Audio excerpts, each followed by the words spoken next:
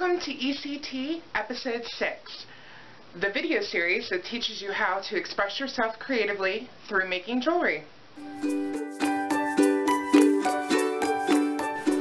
This week we're going to expand on the tutorial that I taught you last week, which was in Episode 5. I taught you how to make a bead dangle, and this week I'm going to teach you how to make a piece of jewelry from it. Specifically earrings. And I also have some creativity tips for you for when you're kind of feeling bummed out or the weather is affecting you and you don't actually feel like being creative. So let's get started.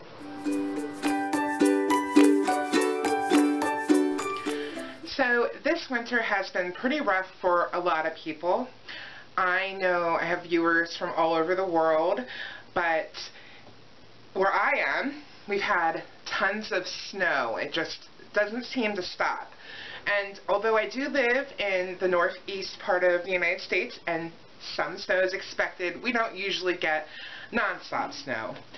And then I know in England they're having all kinds of floods and problems there, and it's non-stop there too. And maybe where you live it's sunny all the time, and I would love that, but the monotony of life can really put a damper on your creativity sometimes. So I just wanted to share a few ideas of what I do to help me get through this, because I do tend toward depression sometimes, and it's easy to get sucked into that and kind of stay in there. And but over the years I've learned a few ways to get out of it. So step one in this process is to stop what you're doing. So for me, when I tend to get in a kind of depressed, but maybe not even depressed, just I don't know what to do, I don't feel creative, I don't feel like working on this, I can't think of any ideas, I tend to get on Facebook. And I'm just watching the news feed, kind of, and you can get sucked into that for a very long time, and you're not really connecting with people, you're not really doing anything but staring at the screen. Maybe it's some other social media, Twitter, Pinterest, maybe it's television. You're watching TV and you don't even like what you're watching, nor are you enjoying it. It's just on as sort of a soother. It soothes you. So what I tend to find when I'm in that sort of situation is if I keep doing it, I am not actually taking any steps toward my goal. I'm not feeling any better. I may even feel worse. So step one is to just stop. Stop doing whatever. Turn off your television, turn off Facebook, just stop. Step two is to take an action. So that action could be any number of things. Maybe you need to take better care of yourself. So maybe what you need to do is pamper yourself. Maybe you need a hot bath or a shower. Maybe you need to go for a walk. Maybe you just need to pull out your jewelry supplies and start making something. Even if it's you can't think of anything, sometimes you just start working on it. Maybe you need to clean. I often do this. I go do my dishes when I'm just feeling stuck and overwhelmed or whatever and I don't know what to do next. Do the dishes. Usually while you're doing one of these actions, things start working again. You start thinking of ideas, you start feeling a little bit more creative, and you can get yourself out of, well, if you're in a funk, out of a funk, or if you're just feeling bored or whatever it is, uncreative, it will just help you get out of that. So step one, we stopped any kind of activity that was only exacerbating the problem. Step two, we took some sort of action. So step three is to hopefully be creative. There's no pressure here. Some days are going to just be crappy, and you might try some of the tips I said, and the best you can do is just get by. Just try to take care of yourself. But hopefully step one and step two will make you feel a little bit less blocked, and you can take a step toward whatever creative goal it is you're trying to do. So if you were not feeling like making a piece of jewelry, for example, at the beginning, and maybe you've taken a walk or did one of the other things that I suggested, maybe now it's time to pull out your supplies and start making something. Or maybe you just start jotting down some ideas, and sometimes when you just start doing something, you start to become unblocked. So just give it a try and see what happens. So today we're going to build on the skill we learned in episode 5, which was wire wrapping a bead dangle. And I'm going to show you how to make a pair of simple earrings by using that technique and just adding some earring wires. So I'll repeat and show you again, in case you missed it, how to make the bead dangle, and then I'll show you how to make them into earrings. You can make all kinds of earrings by using this technique. You just need different beads, and you can use as many beads on a bead dangle as you want that will fit. Just make sure that the beads aren't too heavy, because it can be painful if the earrings are too heavy, or if they're too heavy you could even rip your earring hole. So just think about that when you're making your earrings. I'm going to be showing you a cool kind of disc bead made from recycled vinyl that I got from Happy Mango Beads, and these earrings are really cute and fun. So let's get started.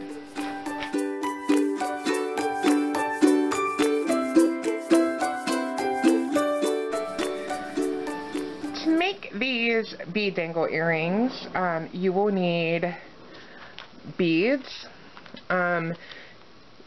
You could use just 2 matching beads of whatever kind you like. I'm going to be using these vinyl disc beads. I'll show you what they look like when they're off of this strand. They're thin. They're made of recycled vinyl.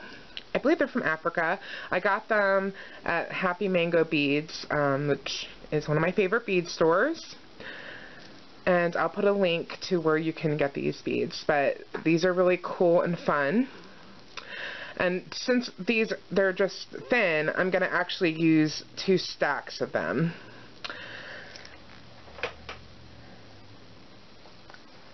And you may need, depending on the hole in your bead, some seed beads.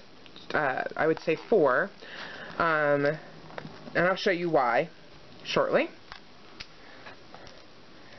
You'll need round nose pliers, and you'll need chain nose pliers.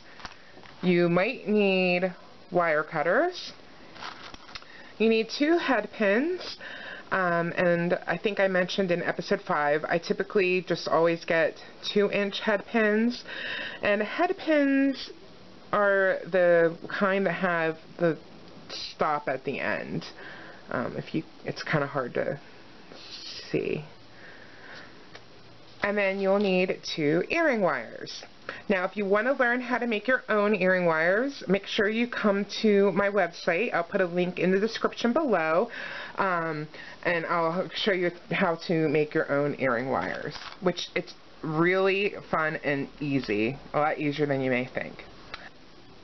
So the first thing I like to do when I am making bead dangle earrings is check the bead on the head pin, and just make sure that the hole in the bead is going to not going to be too big for the head pin for the stopper at the end. These aren't too big. It'll actually be perfect, but I'm still going to add a seed bead on either end. So I'm just going to slide that on. If you're just using 1 bead, just slide that on. And now I'm going to show you an easy way to get these disc beads onto the head pin. They come on the strand like this, so you can just carefully slide them off all together.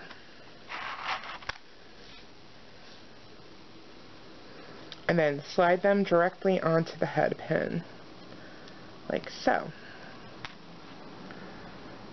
Doesn't that look cool? I love that. Alright, And then I'm going to put another head pin, or I'm sorry, another seed bead on the top.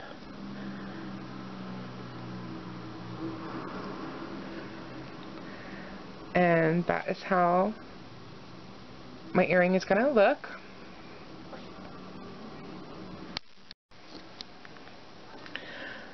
Alright, so now we're going to get our round nose pliers, and they're rounded. And I have a little tip for making loops with your round nose pliers. You just put a mark on your pliers. I usually use a Sharpie, and it usually comes off, so I have to keep redoing it. And they do make pliers that have different kind of like increments in them, so you don't actually have to make a mark, which they're great too. And the reason you do that is so that your loops are the same. So we're going to use about the middle here of the pliers. And then you're just going to take a hold of the wire from the head pin, just above the beads. And it kind of looks in this video like there's more space than there is. There's probably, I have maybe the size of another tiny little bead of space in between that seed bead and where I'm holding with the pliers. And then you just bend the wire down, and then you go around,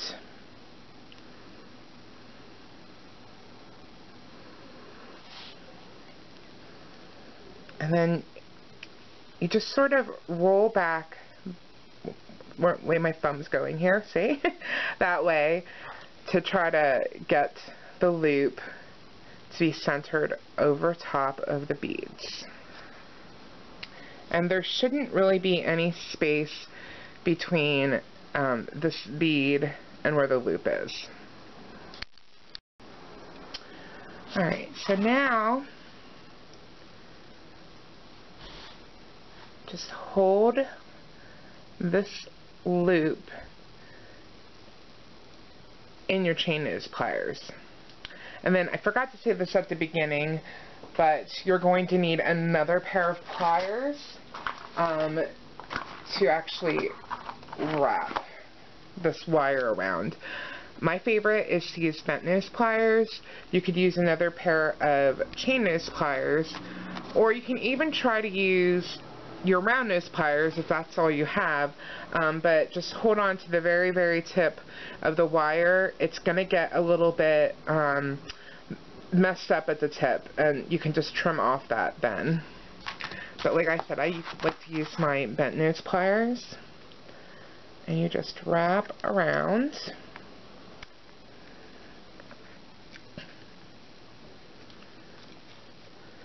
And keep in mind that on camera, this is a little bit awkward because I have my hands kind of around my camera. But you just make your wraps one next to the other and pull it tightly. And actually, let me give you a little tip, as you just probably saw what I just did. Sometimes when you're pulling tightly with wire, two things could happen. Your pliers could slip if you're not holding tight enough, or you could actually, depending on the wire you're using, break the wire. And it doesn't matter the quality of the wire. If you're pulling hard enough, it can break. So I almost want to tell you to wear goggles. I know that you're not going to, but just be aware and be careful. So just wrap, I'd say a few times, and then you wrap until either you run out of wire, or if you like how many wraps you did, I would say do at least 2 to 3 wraps. And then you're going to find that you have a little bit of wire sticking up. And this is the way to actually get it so it's not sticking up. People will say to tuck it in or whatever. This is how you do it. Take your chain nose pliers and just kind of put it around there, and you just kind of go around. So you're not really smushing it in, you're just sort of gently taking your pliers around and getting it tucked in. If you have a little extra than what you want, and it might be sticking out a little bit, which mine still is a little bit, just go in there with your wire cutters and trim off the extra. Okay. And when you're doing that, put your thumb over it so it doesn't fly all over the place. So that is one side of my earrings, and then you make another one to exactly match it. So when if you're using these disc beads, I wouldn't say you have to count them, but maybe just measure it up and then do the second bead. Alright, so now I have my 2 bead dangles. Oop. Runaway bead dangle. And so to make them into earrings, I just need to add earring wire. So these are pre-made earring wires. You can just pick up at the store, at any kind of beading store, jewelry supply store. And like I said, if you come to my website, I will have a tutorial how to make your own earring wires there. But let me just show you the trick to opening these. So you'll see they have a little loop on the bottom. And if you look, you can see that there is an opening right here. So you just need your chain nose pliers, and then when you open it, your tendency, if you haven't done this before, it would be to kind of open up the loop. But what you want to do is maintain this circle. So you're just going to sort of hold on to the earring and take your chain nose pliers and go away. So the loop is maintained, but the earring wire is open. And then you just slide on. Okay, and sometimes these store-made ones have these little spirals and beads and stuff, and they can slide around and get in your way. You just slide the loop on, then slide your dangle on. You can touch it with the loop, and then you just go ahead and close it, and you have an earring. I'll show you again on here. Sometimes it's hard to see. Here we go. The opening is right here, so I'm just going to take my pliers and push away. So the loop is still maintained, but it's open. And then you just slide on the dangle and go backwards.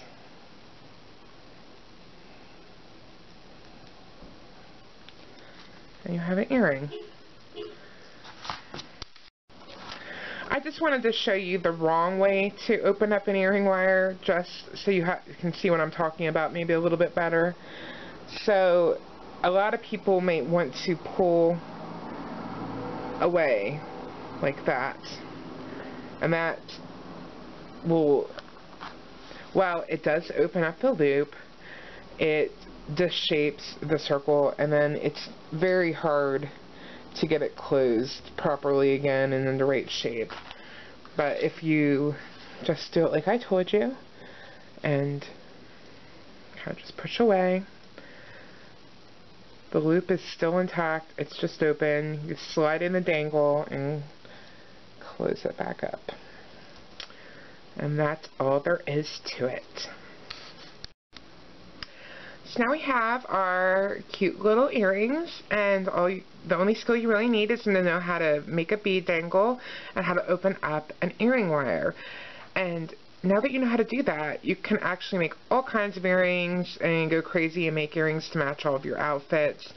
And it's actually very quick and easy, so that if you are getting dressed to go out for the night, you could actually make a pair of earrings to match real quick if you want. So that is the simple dangle earrings. Thank you so much for joining me for episode 6. Remember, if you click the link below, you'll go to my website where I'll teach you how to make a pair of earring wires yourself. And if you subscribe to my newsletter while you're there, you'll get future episodes of ECT TV via PDF so that you can download them, print them, and take them to your work table. Have a great week.